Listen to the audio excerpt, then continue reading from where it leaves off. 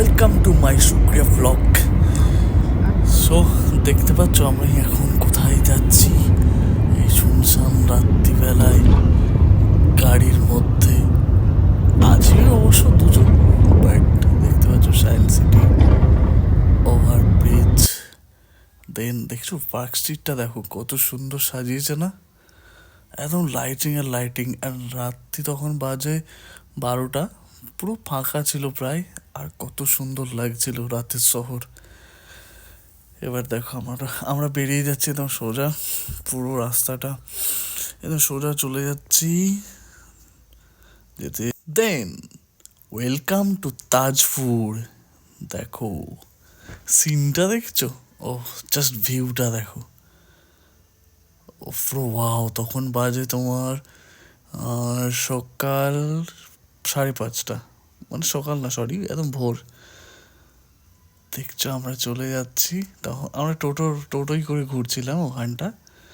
তো এত সুন্দর লাগছিল, আর কি ঠান্ডা, বাপরে বাপ, মানে জাস্ট ফাটাফাটি একদম। এই দেখো টোটোর মধ্যে আমি কাঁপতে কাঁপতে করে যাচ্ছি, দেখছো দেখছো। আর এই দেখো আমরা একদম সোজা এবার বেরিয়ে যাচ্ছি। কোথায় যাচ্ছি ওয়েট করো, দেখতে পাবে। তার আগে দেখে নাও যেতে যেতে। ওই দেখতে পাচ্ছ ওগুলোকে আই থিঙ্ক লঞ্চই বলে, লঞ্চ না সরি, ওটাকে আমি মানে ঠিক মনে পড়ছে না, কেউ জানলে এটা বলো কমেন্টে ওটার কি। আর এই দেখো আমরা এখানে চা খাচ্ছিলাম, চা দোকানটা আমি তুলতে মিস করে গেছি, তো এই জায়গাটা চা খাচ্ছিলাম। তারপরে আমরা চলে আসছি দেখো কোথায়, ওয়েলকাম টু নিউ দীঘা। এই হচ্ছে সেই পুরীর আদতের জগন্নাথ মন্দির আমরা দেখতে পাবো এবার দীঘাতে।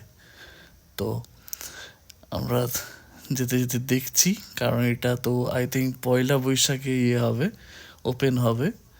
তো খুব জোর কদমে কাজ চলছে। আমরা বাইরে থেকেই ফটো তুলছিলাম, ভিডিও করলাম।